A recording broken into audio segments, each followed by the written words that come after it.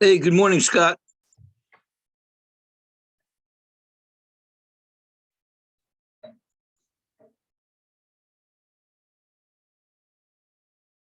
You're muted. I can't hear you. Sorry. Hi. Hi, who's this? Scott. Scott. Looks like it's just you and me so far, huh? Yeah. All right, you get some extra attention, I suppose. Let's just wait a minute or so, and then we'll get going. Okay, Scott. See if anybody else joins us. Okay. Also, I was gonna ask you, every like Tuesday and Thursday, I also have a class at 9:35. So if that's okay, I'm just gonna come to class at like 8:30 and then leave at like right before my class, if that's okay. Oh yeah, yeah. These lectures in 110 are maybe a half hour, 40 minutes at the most. Okay. So that should give you sufficient time to get to your next class. Okay.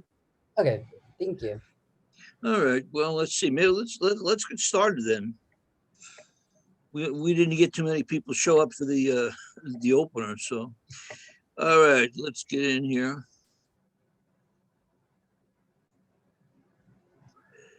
Give me 1 second. Where is the PowerPoint?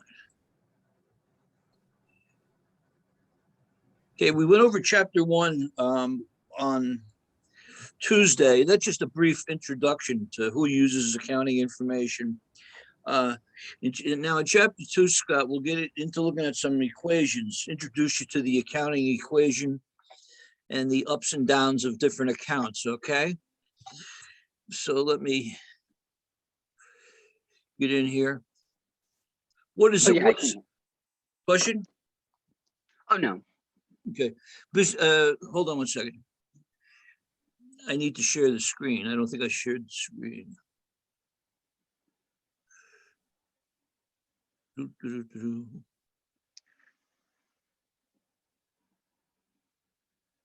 You can see the PowerPoints, right, Scott?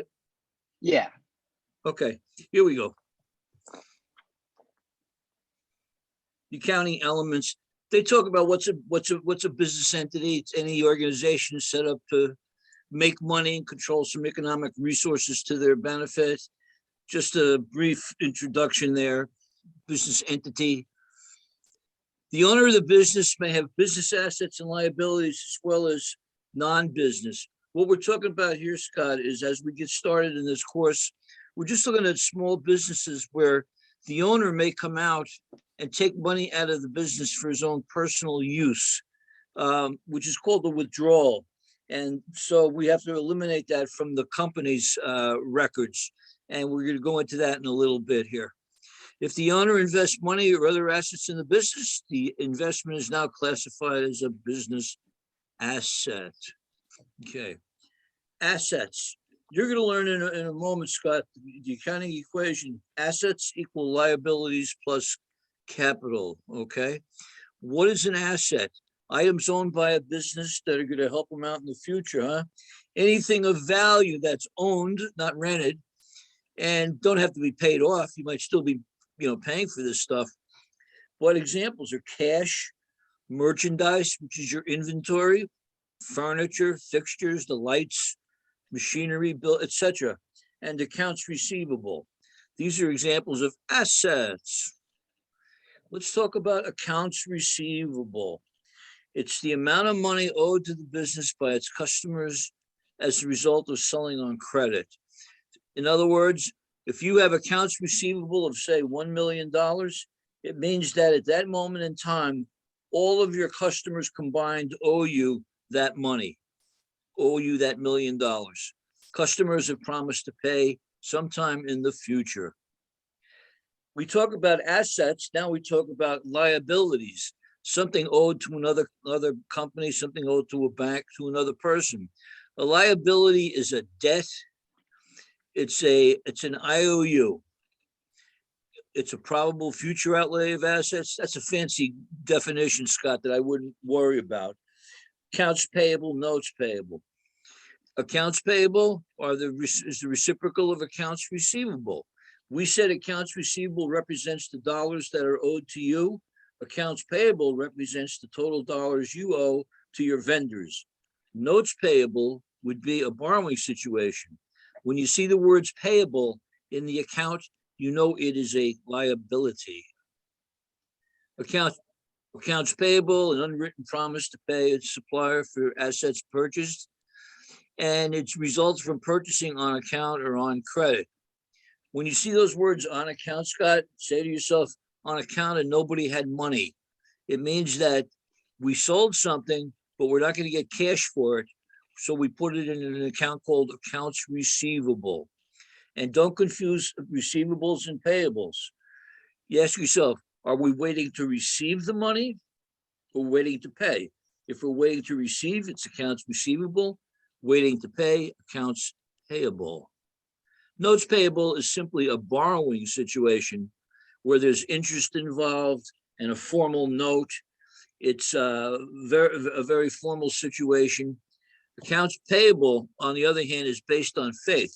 When you order something from a vendor, the vendor has decided that you're creditworthy and he's not making you sign notes or anything. The expectations are that you're going to pay. And that's how the whole American world economy works, on faith. And now we have a third piece called net worth or capital owner's equity. Assets equal liabilities plus owner's equity. Owner's equity. Owner's equity. You have a business that has $1 million in assets and 600,000 in liabilities, debts. That means your business is worth $400,000, and that's the accounting equation. Here we go. You're going to remember this for the rest of your life, Scott, the accounting equation. Assets equal liabilities plus owner's equity. Left side shows the assets, and on the right, liabilities plus owner's equity, okay? You have a business, you have $100 in assets, $25 in liabilities. Your business on paper is worth $75, okay? So if a business has total assets of $60,400 and liabilities of $5,400, what's the owner's equity? Well, it's simply the assets minus the liabilities is going to equal your owner's equity of $55,000. And this accounting equation must always remain in balance, okay? That's something I don't think any of you in the class will ever have to worry about because everything's done on with software, and no accounting system is going to let you put in a financial transaction that's out of balance. It just doesn't happen. So we're going to look at some transactions, Scott, okay? And what's a transaction? It's an economic event that affects the business, and it's often an exchange with an outside entity, measurable in dollars. All business transactions affect the accounting equation through specific accounts. And we're going to get a little introduction here. You have something called the chart of accounts. It's a list of all the folders, if you will, that a company wants to separate so that they can analyze them. Cash, accounts receivable, inventory, accounts payable, notes payable, capital, sales, expenses. They're all set up in what are called accounts. So let's look at some business transactions, and 3 questions might be the way to analyze these. Make sure you understand the event that's taken place. It could be something as simple as you opened up the mail and there's the electric bill. Well, we know we use electricity, so you know what happened. What accounts are going to be affected? Well, you're going to pay the electric bill later, but you have to record that expense now and the payable, and then determine which accounts have increased or decreased, making sure that the accounting equation remains in balance after each transaction has been entered. So let's show some impacts here. Mitchell's Campus Delivery. This guy delivers pizzas, I think, to UCSB and SPCC. Let's analyze the effect of transactions. Here we go. And now we're going to go through some transactions, Scott. Mitchell Williams, the owner, invested $5,000 in the business. That means he took $5,000 out of his own bank account and put it into a new business account. Well, what's affected? cash and Mitchell Williams. Cash and capital. So he now has a business where assets equal capital, no liabilities yet. So we're affecting cash and the capital account. Cash is increased and so is capital. So our accounting equation will be in balance. Assets of 5,000 equals liabilities of 0 plus 5,000. And there's a little description of it, okay? Cash has gone up 5,000 and so has capital. Well, he had to buy an asset. He had to buy a motor scooter or something to get around campus. So he bought delivery equipment for 2,000 in cash. What accounts are impacted? Cash and what we're going to call delivery equipment. Classify them as assets, liabilities. Well, they're both assets, huh? He's exchanging one asset, cash, for another. So cash is going to decrease and the equipment increases. So let's take a look at the new balance. Cash is now down to 3,000, but he picked up the other asset, the delivery equipment, and that total of 5 equals the owner's equity, okay? Jump in with any questions or something doesn't seem right to you, Scott, just let me know. Okay. Purchase of an asset on account. Remember I said, when you see those two words on account is there no money in the transaction. So you know it's going to be accounts payable or accounts receivable. So Mitch bought delivery equipment for $1,800 on account. That means it's going to go into accounts payable. Payments are going to be made in the next 3 months. So there was no cash involved, but he did increase his delivery equipment and accounts payable goes up. He now has a debt of $1,800 to pay. And there we see it. The cash of 3,000 plus 3,800 on the delivery equipment equals $6,800 owner's equity plus liabilities. Now remember, he's going to pay back part of that money that he has in accounts payable. They're calling it a loan. It really wasn't a loan, but that's okay. What happened? Mitch paid the first installment. So he's going to pay $600 towards the debt he just incurred. He owes $1,800. Now he's going to pay cash and reduce the liability. So cash is going to decrease and so will accounts payable. He doesn't owe $1,800 anymore. He owes $1,200. And there you go in a simple format. The cash has now gone down to $2,400. He still has the delivery equipment of 38, that totals 6,200. And he's got 1,200 in accounts payable and 5,000 in capital. He is in balance. The equation is in balance as it always must be. Okay, let's add a little more to this. We'll extend the equation just a little bit. We're going to talk about revenues and expenses. Revenues are sales. Revenues are the amount of business charges for their products. We recognize the revenue, Scott, at the point of the sale. We don't care when the cash is going to be paid, okay? That's called accrual-based accounting, and that's what we're teaching here, accrual-based accounting, which is what the whole world uses.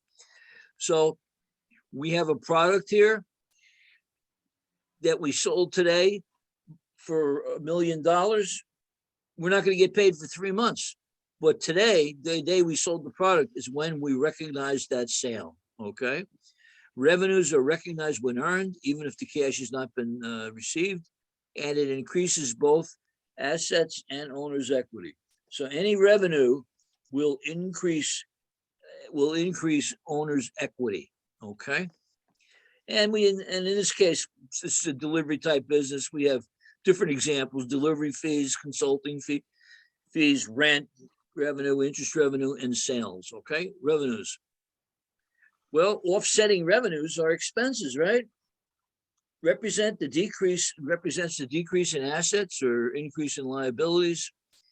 Separate accounts are made for each type of expense. They either decrease assets or increase liability Expenses always reduce owner's equity. And you can imagine there's a lot of different types of expenses: rent, salaries, supplies consumed, taxes, advertising, insurance, salaries, the list goes on and on. Here is one of the questions they like to put on the test.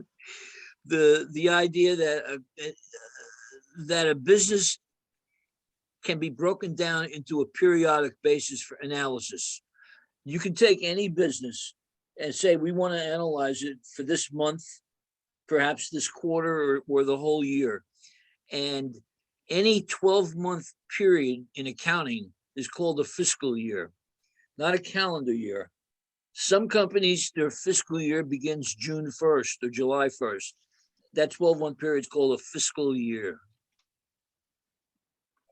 Well, here's something you didn't have to go to school to understand, but let's look at it, huh?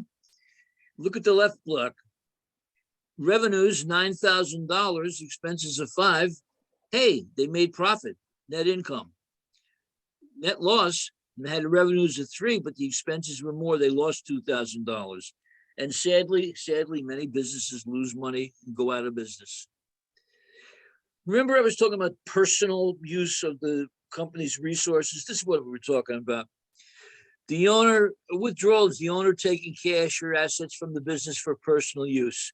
What that does is reduce the owner's equity and the assets. And we can also call it drawing. It is not an expense. The boss comes to you and says, hey, Scott, cut me a check for $2,000, please. And you say, yeah, sure, boss. What's it for? And he says, I'm taking my wife to Las Vegas for the weekend. Well, at that point, it's a personal business. It's his personal affairs. It has nothing to do with the company. So you're going to record the transaction so that it reflects that. So what we're going to do is we're going to decrease cash and increase the account called withdrawals. All right. So we have assets equals liabilities plus owner's equity. What affects owner's equity? 4 things: the capital itself, any investment that might have been made, any drawing for personal use, plus revenues minus expenses. Net income is another way to say that.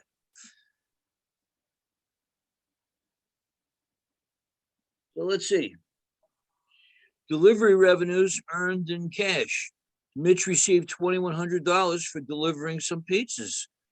Well, he got cash, so we know it affects the cash account, and he delivered something, so those are his revenues. Those are the 2 accounts. So let's take a peek. Cash goes up $2,100, and revenues went up $2,100, and we're still in balance.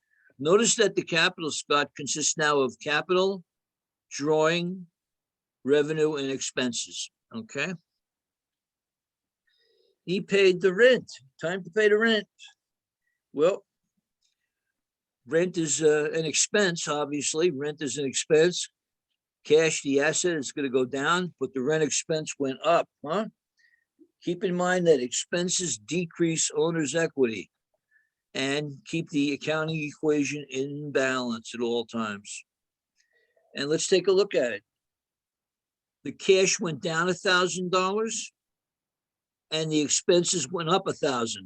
And they're using this description column to keep track of the various revenues and expenses. Okay.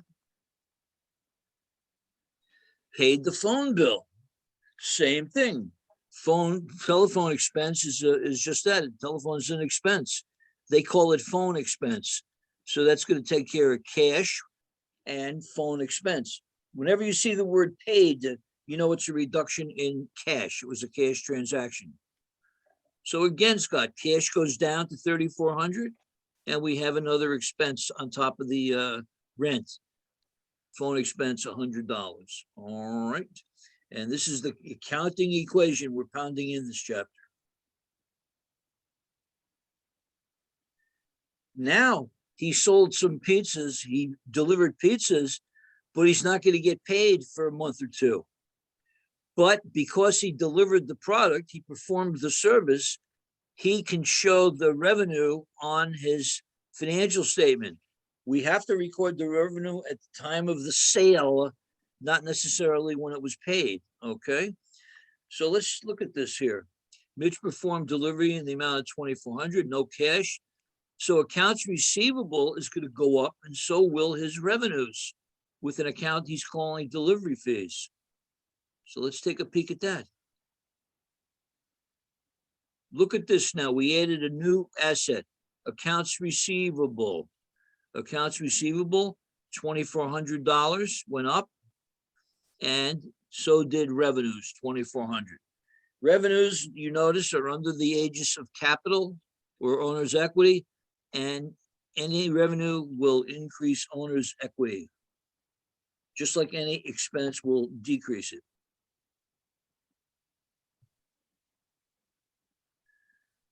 Here we go. Now we bought supplies. He bought office supplies or something, $80. But these supplies are going to last for a couple of months.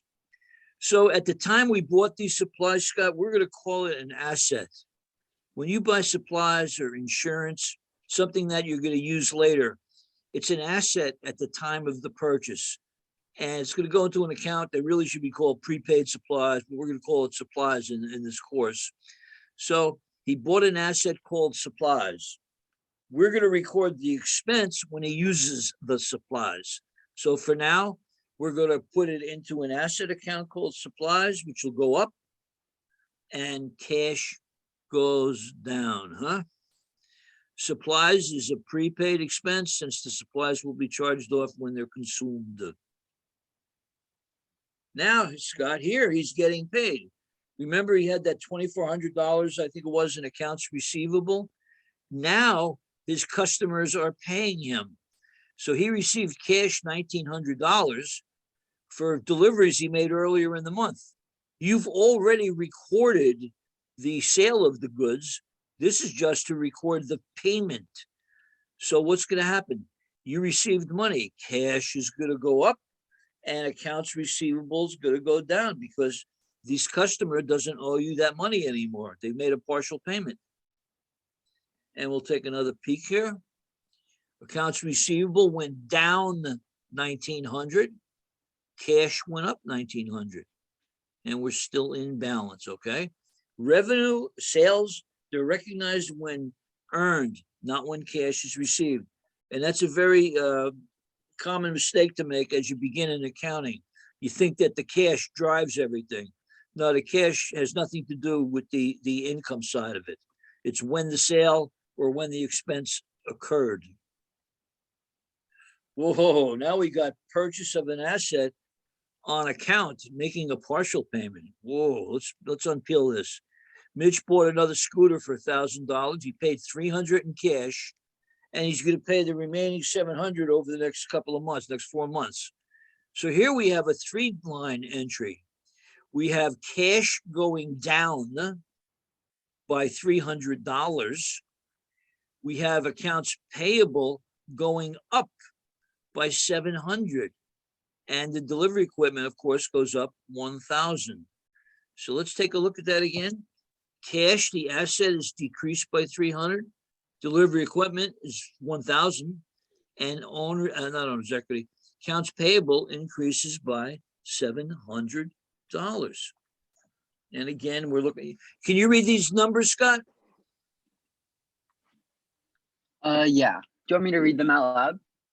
What's that? Do you want me to read them out loud? No, as long Or as were you you just can okay. see them, that's all. I was just worried they were too small. But the assets of 10,300 equals 10,003. Our cash went down. Our accounts payable went up because we now owe 7, and the delivery equipment is now in our factory or our store, whatever. Here's a classic prepaid asset, insurance. The minute you pay for an insurance policy, Scott, it's an asset. It's an asset because the minute you buy it, you don't have any benefit from it, okay? It always goes into effect in the future. So since the policy provides future benefits, we're going to record this payment as an asset.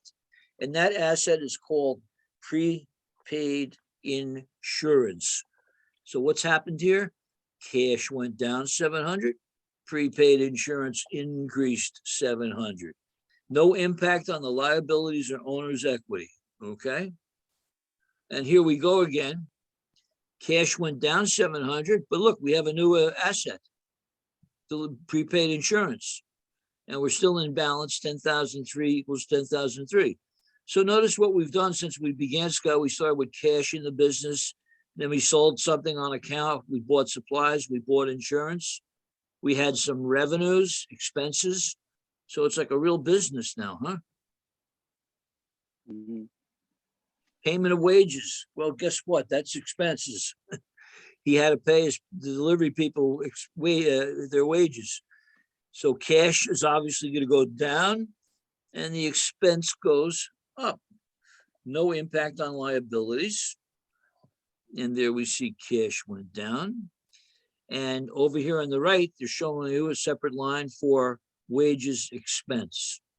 As with other expenses, cash is reduced and owner's equity is reduced by increasing an expense. Now he sold something for cash and credit, huh? This is kind of the reciprocal of the 3-line entry we just saw when he bought the motor scooters with a down payment. Here he delivered $3,500 worth of pizza. So that's his revenue, $3,500. 900 of it was received in cash and the balance on account. Now, again, when we see on account, we know it's going to be accounts payable or accounts receivable. Would this be accounts payable or accounts receivable, Scott? Accounts receivable? Sure, absolutely right, because we're going to be receiving. So it's accounts receivable. And then they summarize it down here. Cash increases by 900. Receivables go up, and the total of 3,500 represents the revenue. So right now we're looking at the cash going up and the receivables go up as well, and the revenue. Let's keep going here. I thought this had something else for us to look at. Here's what we're talking about with the personal use of the business, Scott. Mitch took 3,000 out of the business for personal expenses. It's his business. It's a sole proprietorship, I'm sure. And that's how he's going to pay himself. Identify the accounts that are affected. Well, if he took 3,000 out, it means he withdrew the money from the company. So the company's equity is lower now by $3,000, okay? So notice we've got the cash coming out, and notice we now have a new element of equity called drawing. So your owner's equity equals capital minus drawing plus revenue minus expenses. Withdrawals by the owner are reported in this drawing account, and they're just the opposite of an investment by an owner. If you think of it that way, it's the opposite of an investment by an owner. If an owner invests money in the company, you debit cash and credit equity. Here, it's the opposite. We're going to debit, I don't want to say debit credit, we're going to reduce the equity and reduce the cash. And just like expenses, the drawing account will increase. Alexa, stop. Question? Sorry, my Alexa was going off. Oh, okay. Ready to continue? Yeah, Okay. sorry about that. That's okay. Accounting and credit. Not so hard so far, huh, Scott? Yeah, I understand it. Yeah. It's just a lot of getting the information. Yeah. And then in the next chapter, when we start using the words debit and credit instead of increase, decrease, that's when it gets a little tougher, when you have to master the world of debits and credits. But here, the purpose of this chapter is introduce you to that accounting equation, how it always remains in balance, and what the elements can be, okay? Mhm. Learning objective 5. Prepare and describe the purposes of a simple income statement, equity statement, and balance sheet.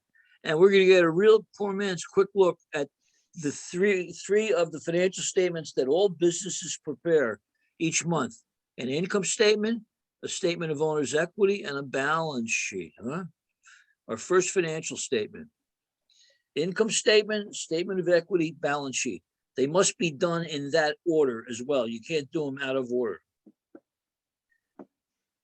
And they're showing you the proper headings. And here they're talking about things that I'm not that interested in, double lining it. Let's look at a quick income statement, Scott. Well, we went through all those transactions, and it turns out that the revenues added up to $8,000, right? See it there? Revenues, delivery fees. From that, we subtract the expenses. Remember, we had wages, rent, and phone. They total $2,750. So this business made a profit of $5,250. That's a pretty darn good profit. When you say on $8,000, it's like, Yeah. it's like 63%.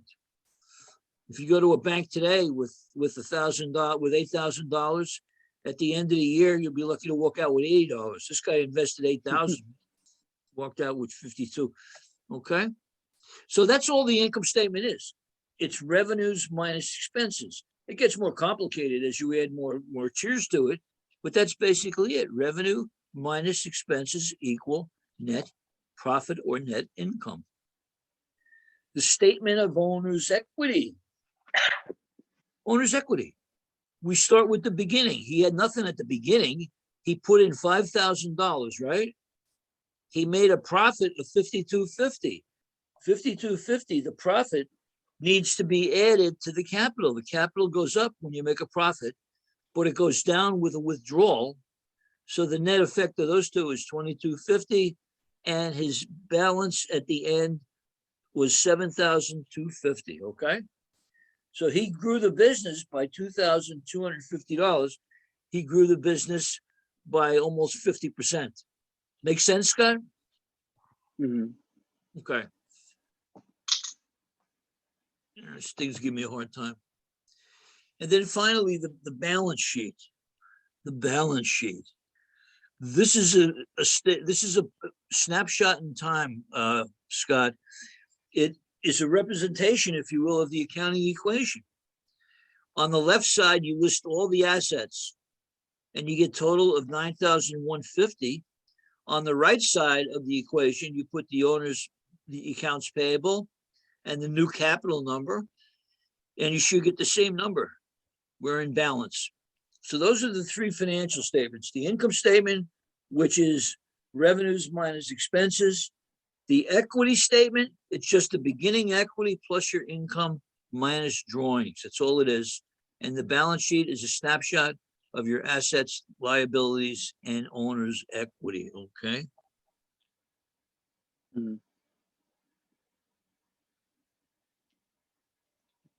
I'm not going to worry about this.